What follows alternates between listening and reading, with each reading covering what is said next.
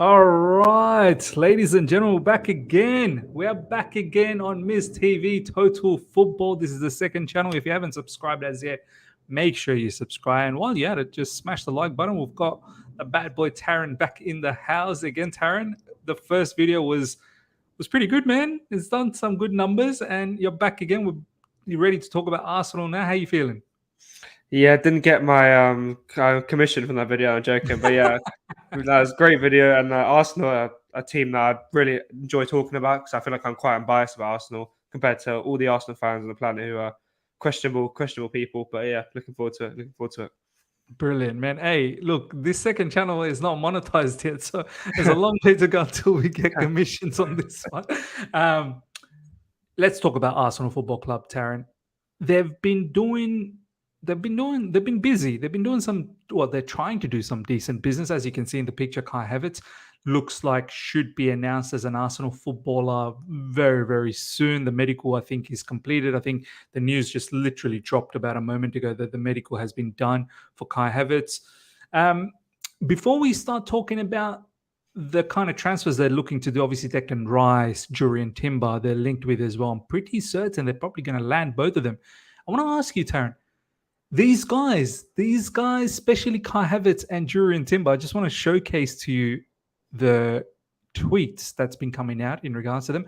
Havertz believes that playing for Arteta and Arsenal was the best project, not just in England, but throughout the whole of Europe. This is coming from Fabrizio Romano. And this is what Jurian Timber had to say. Jurian Timber believes Arsenal had the perfect project for his future.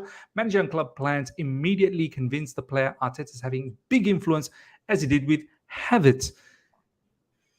What I want to ask you is this one of the biggest or the best exciting project in European football at the moment, as per what Havertz and Jurien Timber are saying?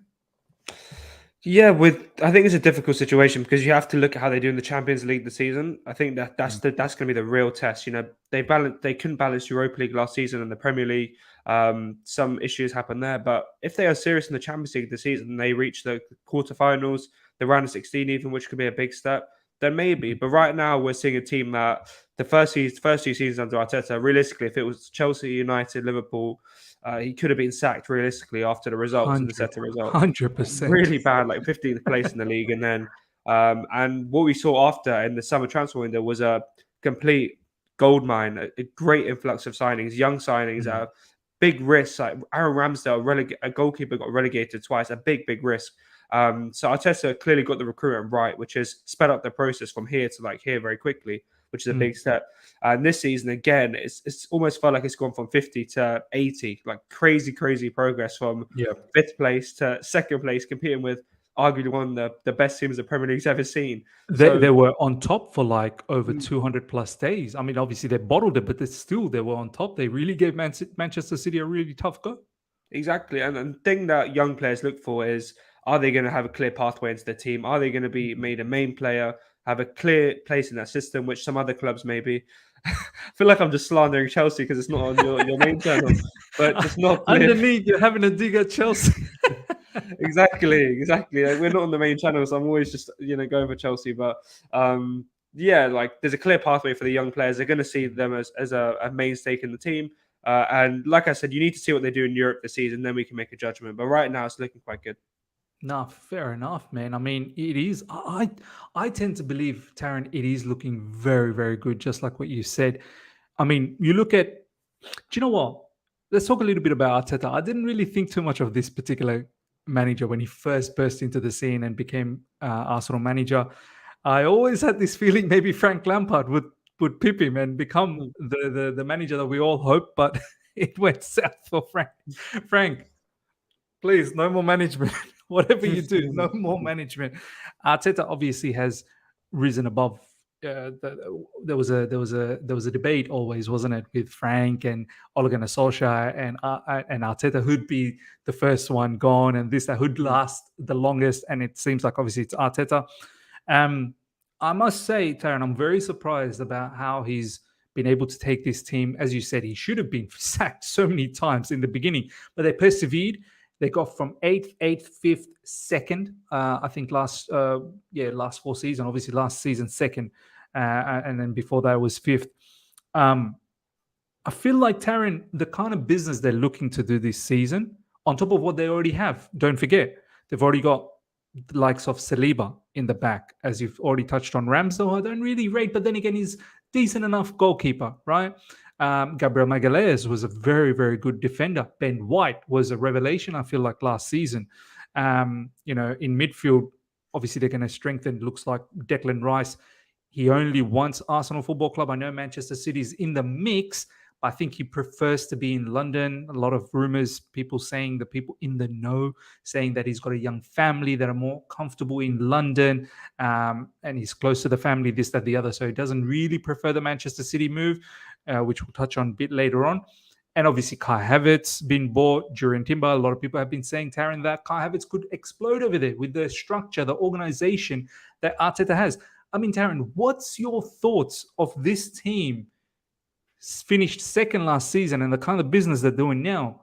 Do you feel that this is a team to be worried about perhaps next season? I'm going to make quite a very important point right now. And I think this is very important in terms of the context.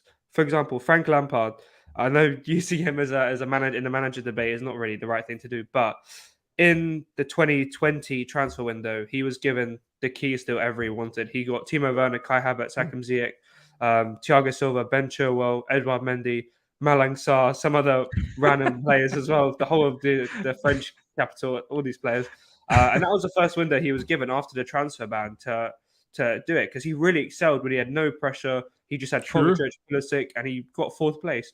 But when he had the players and the pressure to deal with all of these big money signings, that's when he saw the wheels start to come off. He couldn't manage the big egos. He couldn't manage the strength around the squad.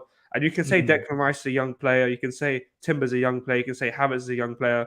But this is the big challenge. Is he going to be able to manage the big egos? And is he going to be able to get them all firing? Is he going to be able to make that balance with the young players and these big egos coming in? How's he going to do that? And don't forget, Taron, players like Saka and Martinelli will start building their own egos as well. Mm, I mean, Saka, I'm pretty sure, signed a very, very big contract as well, something around 300 plus K. yeah. So Mm. that'll be interesting to see how he manages him down the track as well. Yeah, exactly. And people say Havertz is like a small ego, but to manage Kai Havertz into this team, I think it's going to be a big challenge as well, because clearly we've seen over the last few days, and in terms of his Chelsea career, he does let his ego tend to take the bigger of him sometimes. So that's the challenge for Arteta. If he can deal with these egos and deal with the harmony of the squad potentially being disrupted by these big signings and the pressure, then fair enough. But like we saw with Lampard, that was what kind of killed him off at Chelsea, was that big signing and the pressure. No, fair point, man. Fair point. This is the latest in regards to Kai Havertz, ladies and gentlemen. Kai Havertz has already completed the first part of the medical test as new Arsenal player. Just waiting for the contracts to be signed on club side. Deal from Chelsea will be completed this week. This is literally just dropped about an hour ago. Taron, I know, as you said, these are big egos as well. Declan Rice is not a small player anymore, but these seem to be fine additions, man, to their midfield. I think Thomas Partey probably looks like he might move on. Jorginho, Declan Rice, they might be going for Romeo Lavia perhaps as well. Kai Havertz, just your thoughts on Kai Havertz, man. I mean, do you see this guy really fitting into Arsenal's structure, Arsenal's style? I mean, this is what Fabrizio, I think I had this up. I think, where is it? Yeah, Havertz. This is what Arteta had to say. He's talented, versatile player, and only 24. Talent has price. He has already shown a lot, including a UCL.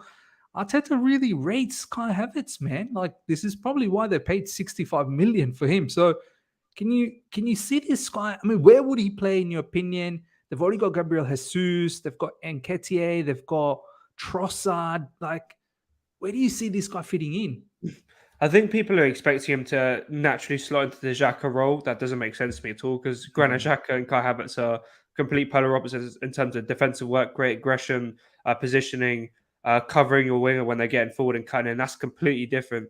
So we're going to have to see in pre-season. I think Arteta's going to have some kind of system in his head where he sees Havertz working, maybe in the Jesus role, maybe just behind Jesus, maybe with another CDM next to him, including Rice. I'm not quite sure what he has planned. But the tactics in my head that Arsenal fans are coming up with, like just slotting into the Xhaka role, it doesn't really make sense on a logistical level. But the thing about Havertz that we've seen under Tuchel, when he excelled the most, is when he had a little bit less pressure on him and he was allowed to just kind of be free under Roam around a Tuchel. little bit. Yeah. Yeah, when Tuchel came in, all the pressure was kind of on him and kind of on a Werner a lot of the stage, and that's when Havertz really excelled, when he was given the keys to do whatever he wanted, float all around the box, be that free role and link play, attack, score goals. So maybe that 8 role is going to work, but my humble opinion, I think it's going to prove to be a flop signing in the next year. I think Arsenal fans are going to really regret that they signed Kai Havertz, because I just Is that what you're hoping, or is that what you think is going to happen? There's two different I things here. hope it obviously as well, because he was one of my favorite players, and to do what he did is it's very snaky. But yeah, there's maybe a look like that, but I just don't see it. I just don't see it working personally in that Xhaka role, and I don't see him getting over Jesus, Saka, Martinelli, or Odegaard. So that's what I think. A lot of people are saying that perhaps it could be a 4-2-2-2, where maybe Declan Rice and, I don't know, Jorginho or whoever else that they might have, if Partey is still around, then Partey. And then you'll have Odegaard, Kai Havertz, and then you'll have Martinelli and Saka, like real wide sort of forwards. So we'll see. We'll see. You're right. There's a lot of players. They've got European football next season, so they need the depth. I think one of the things that probably hurt them in the last season that just finished was they didn't have that quality depth like Man City had. Man City could literally pull out, Riyad Mahrez off the bench and Foden off the bench, and it's still seamless for them. To wrap things up, Taron, where do you expect Arsenal to finish? Because I don't know, man. I have this sneaky feeling that these players, they would have learned off the back of last season by coming second and being pipped in the final stages, where they really got decimated. They lost so many points. And Man City were just in a massive juggernaut. They were just winning after winning after winning. And I think that just got to those Arsenal players and they started to panic. They dropped points against Southampton. I think they dropped points against many other teams as well. And they lost Saliba at the very crucial moment as well during that time frame. I just think maybe this time around they might be a bit better off. I'm not tipping them to win it.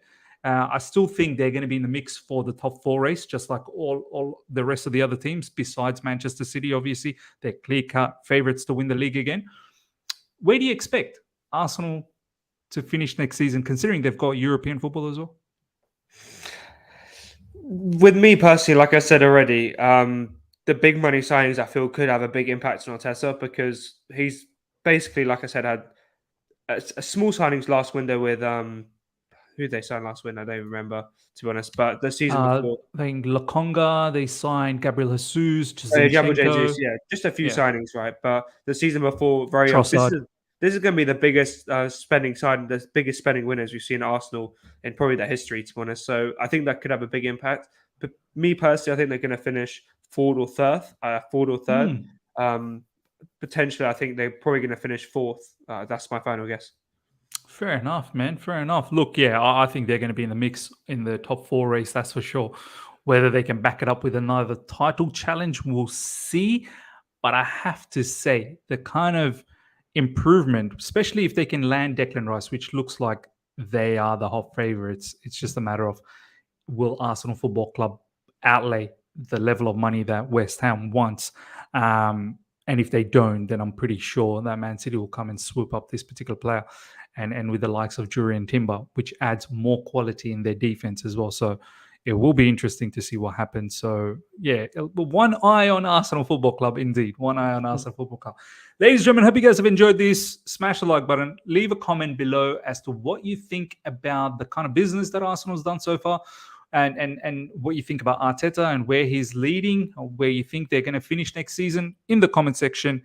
Let us know. Smash the like button. Make sure you follow Taron on all his socials, the description's there. Taron, any final words that you want to say before we leave?